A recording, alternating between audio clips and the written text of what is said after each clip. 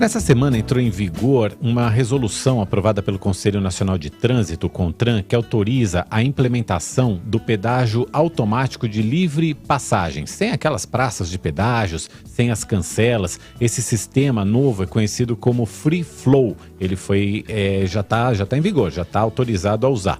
E, inclusive, na rodovia Rio Santos, já tem 3 pórticos ali instalados para que a cobrança seja feita dessa forma. Você não precisa parar mais no pedágio.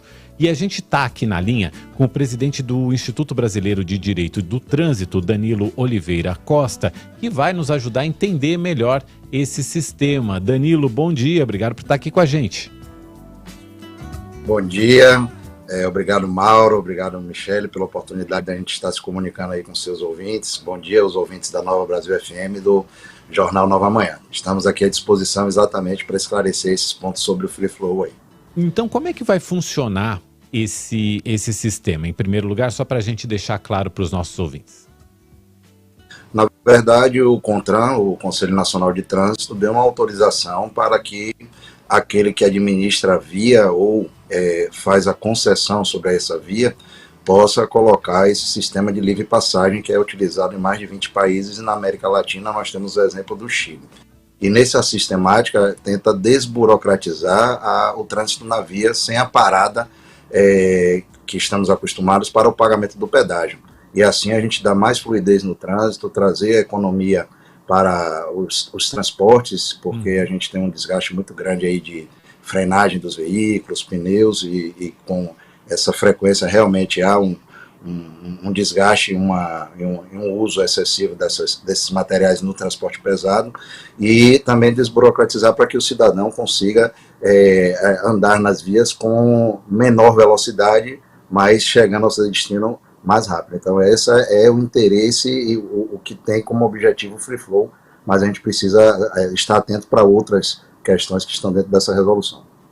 São essas questões que eu queria abordar, doutor Danilo, porque assim, claro, você tem ali também uma intenção de evitar aqueles grandes congestionamentos nas praças de pedágio, que também representam um custo de gasto de combustível, né? Agora, como é que as pessoas vão pagar o pedágio? Elas vão ter que ter aquela tag, aquele adesivo com um transponder, né, com aquele transmissorzinho no carro para pagar, para cair direto na conta, ou pode ser cobrado pela placa do veículo, todo mundo vai ter que ter essa tag. Quais são os pontos ainda que geram alguma controvérsia, doutor Danilo?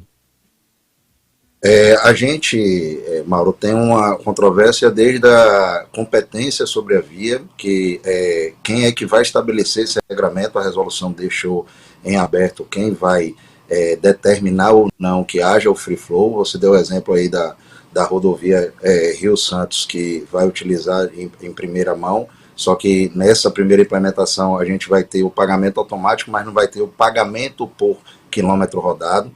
Então isso é uma primeira situação que nós entendemos que tem que ser casado, ou seja, se você quer usar o sistema Free Flow, você também já tem que automaticamente gerar o pagamento por quilômetro, porque isso traz uma economia para o cidadão e uma justiça, né? Para aquele que roda uma menor quilometragem, pagar menos do que quem usa uma quilometragem maior daquela rodovia pedagiada. Esse é um primeiro ponto. O segundo ponto é sobre a questão da identificação do veículo. Hoje o Código de Trânsito Brasileiro estabelece que nós só temos duas formas de identificar o veículo, que é o chassi ou então a placa de identificação veicular. E com o Free Flow nós entendemos que está se criando, por resolução e não por lei, uma terceira forma de identificar o veículo, que seria os tags, né? Que vinculados a ele, além de identificar o veículo, a gente tem o pagamento automático quando ele está vinculado a algum banco ou alguma entidade bancária, para que assim a gente faça como o famoso débito automático, onde eu pego qualquer conta de consumo e coloco em débito automático na minha conta bancária. Mas a gente também entende que não há essa necessidade, já que a placa de identificação veicular, que é um sinal identificador legal do veículo, através do reconhecimento de câmera de OCR, que é a leitura dos caracteres, ela já pode automaticamente bancário. A gente Não, perdeu. pagamento automático. Doutor Danilo, o senhor falava Caiu? não, já voltou. O senhor falava que a identificação pela placa pode gerar já a cobrança, é isso?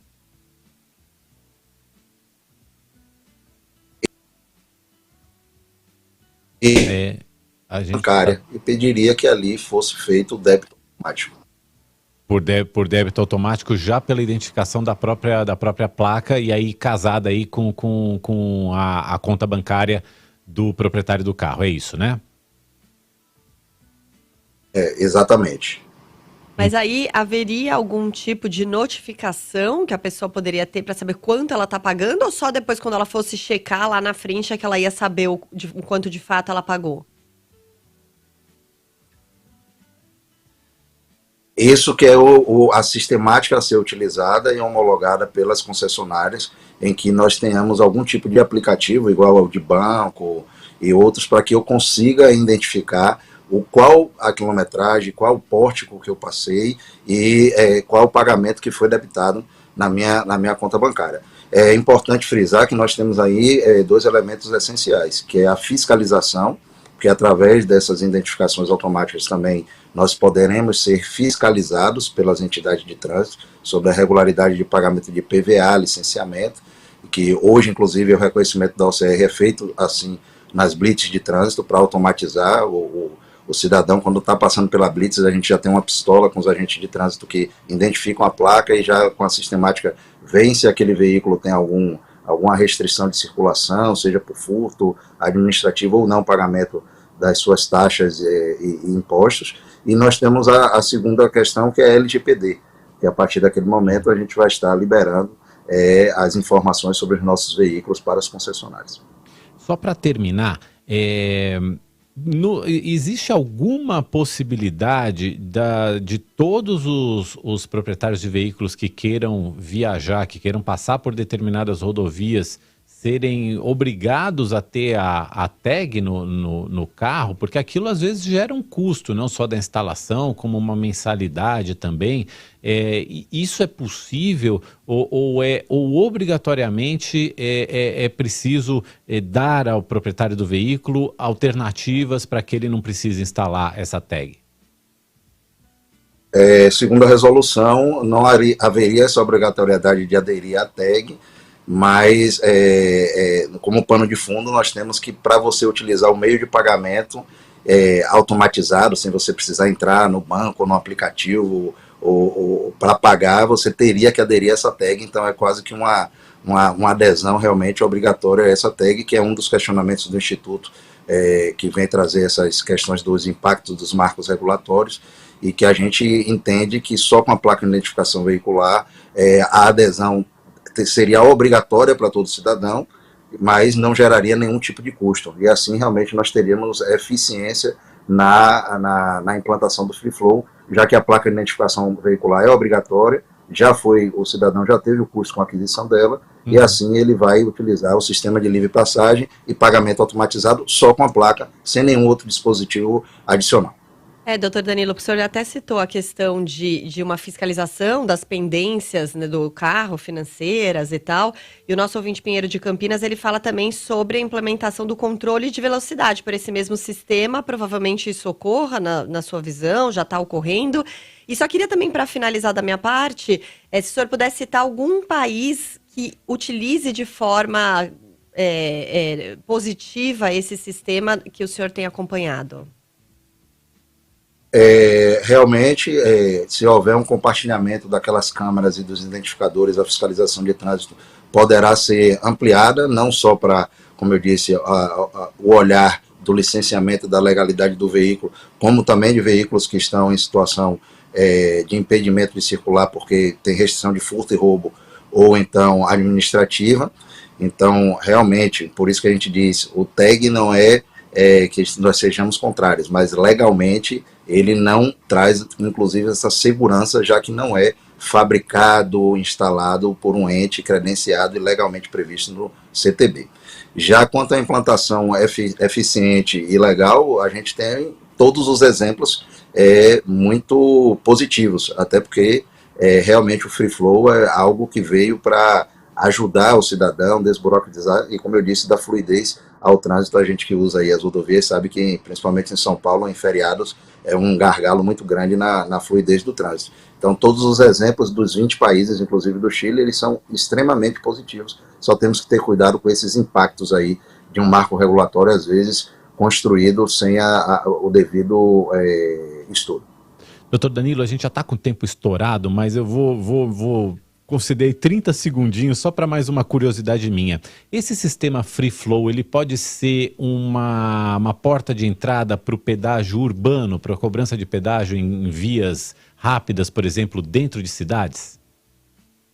Com certeza, essa também é uma grande possibilidade para que a gente possa implementar os pedágios urbanos e aquele que quer circular com o veículo, ele pague um pouco mais caro, porque a mobilidade urbana precisa que a gente retire veículos da via e estimule o deslocamento ativo, né?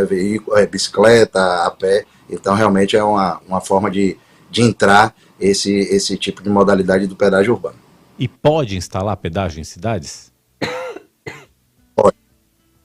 Pela lei pode? Pela lei pode. A gente agradece muito o presidente do Instituto Brasileiro de Direito do Trânsito, Dr. Danilo Oliveira Costa, falando aqui com a gente no Nova Manhã. Volte sempre. Muito obrigado, bom dia, bom fim de semana. Obrigado, o Instituto está à disposição, eu e todos os membros aí do Brasil, somos 17 representantes que temos aí em todo o Brasil, e é sempre um prazer, uma honra estar falando com vocês, com os ouvintes. Muito obrigado. São 7 horas e 27 minutos, você segue aqui com a gente, que ainda tem muita informação e prestação.